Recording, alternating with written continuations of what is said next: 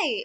Our topic is about researching and cites recent examples of the power of media and information to affect change.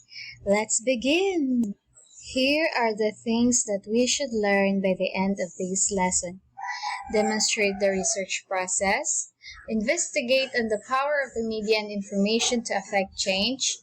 Provide examples on how media was used to affect change.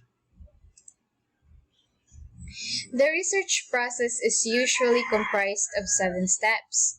It goes through the following: choosing a topic, its background information, finding articles or sources that are useful for the topic, evaluating the sources, writing the paper, source citation, and proofreading. So let's use this process in researching on the power of the media. Now we have to research and cite sources on how powerful the media is because we live in a world where media are everywhere. As part of society, we need to accept their significant impact and penetration throughout the world as an established fact. We also have to appreciate their importance as an element of culture in today's world. The power of media and information can be found in these areas: economic, social, educational, and political. In economics, accurate and timely information to allocate resources efficiently is really needed. Therefore, media helps enhance the political coordination in the development of sound economic policy and reduce political risk. A free and independent press will also help provide information and monitoring to the economic policy development process that will lead to more effective economic policies. A widely cited 2003 paper provided evidence that a free press has a powerful control on corruption. The paper analyzed a cross-section of 125 countries from 1994 to 1998, whose authors found a strong relationship between press freedom and less corruption. This also suggests the direction of causation runs from higher press freedom to lower corruption. Do you think this applies in the Philippines? Why or why not? Another study conducted by the Media Development Investment Fund in 2000 identified that the media can indirectly reduce corruption. However, the study also found that high levels of education might even cause corruption. For instance, better educated bureaucrats should provide better public services, but when not monitored, politicians may use their education to become more efficiently corrupt. But in the social aspect, citizens must productively participate in the decisions that shape their lives in order for development to be just and sustainable. By actively participating, a free and independent media can supply timely and relevant information to citizens that allows them to change their own behavior and to demand higher social standards for society. Julia T. Wood conducted a study in the U.S. called Gendered Media, the Influence of Media on Views of Gender. Through this study, she found out that women are underrepresented in media. The media normalizes violence against women and stereotypes images of relationships between men and women. Therefore, media has a powerful way of molding how we think. The Philippines is ranked 7th on the Gender Gap Report and is continuously finding ways to close that gap, such as the PCW providing kits regarding fair gender treatment in media. But there is no country who has ever fully closed the gap between genders. Do you think we could ever close this gap in our country? Why or why not? From the sources we have studied so far, it is evident that the media is powerful enough to shape people's perceptions and to drive opinion. This quote is from Babe Romualdez's article on the power of social media. In the Philippines, 80% of the population are actively engaged in social media, therefore news can quickly spread. One of the issues that was very publicly scrutinized was the Mama Sapano encounter.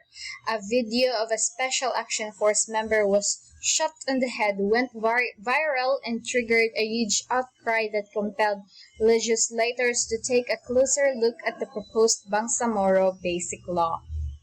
It was the power of social media that allowed Barack Obama and Narendra Modi to win the elections, USA presidential elections for Obama and India prime minister elections for Modi.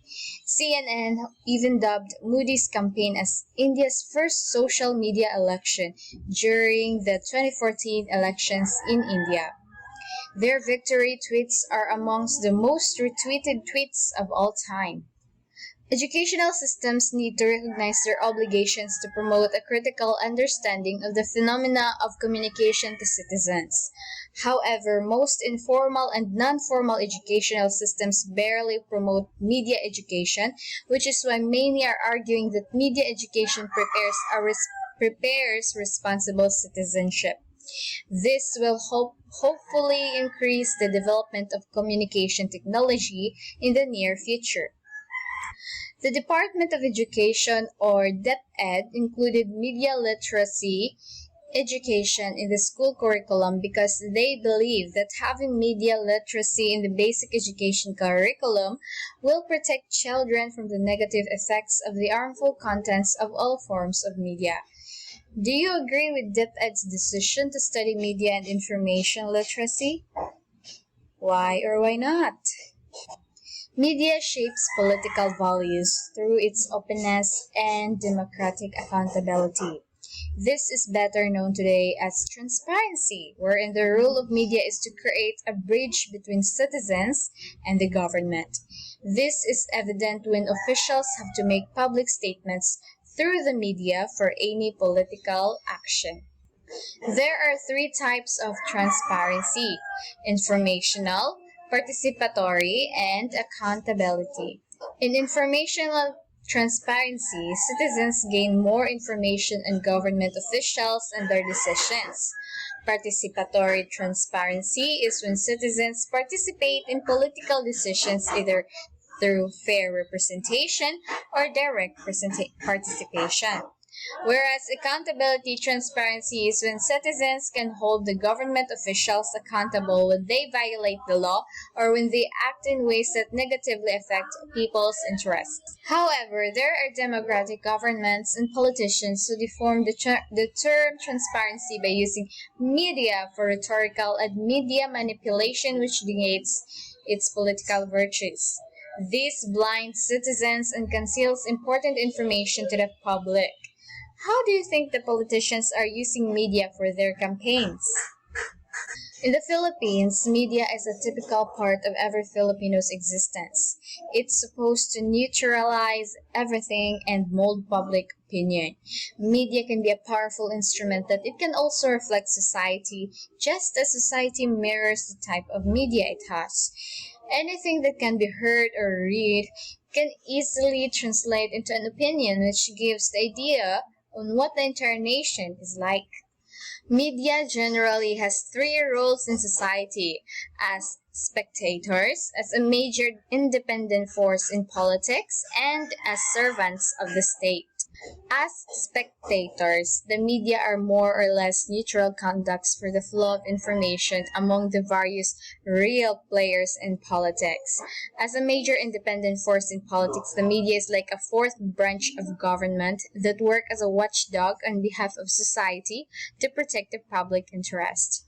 As servants of the state, the media is like a forge, a consensus on social and political values, and generates support for a regime. There are two main traditions of Philippine press.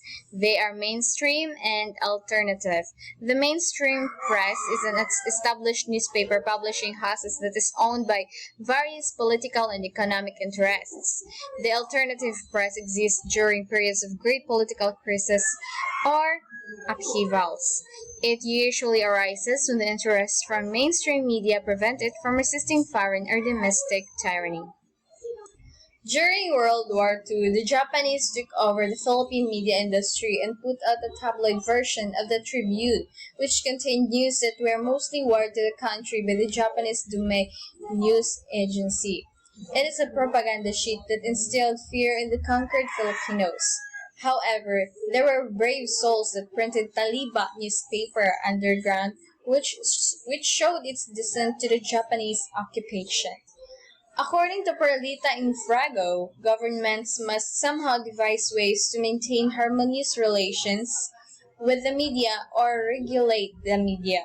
You can read more in Frago's article, The Media and Philippine Politics, from Philippine Politics and Governance, Challenges to Democratization and Development. Here is a summary of what you should have learned after the lesson.